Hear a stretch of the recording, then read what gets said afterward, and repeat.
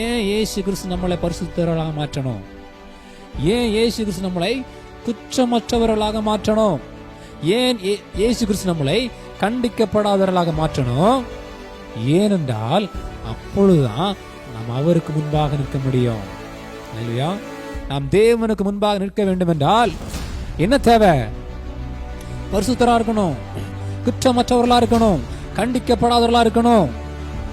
அதனாலதான் இயேசு கிறிஸ்து என்ன பண்றார்? நம்மளை பரிசுத்தராக மாற்றுகிறார். பிரியமானவர்களே, குற்றமற்றவர்களாக மாற்றுகிறார், கண்டிக்கப்படாதவர்களாக மாற்றுகிறார்.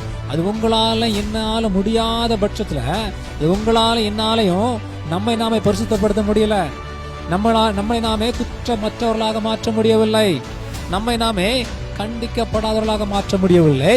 அதனால தேவன் அவருடைய குமாரன் அந்த பூமிக்கு அனுப்பினார்.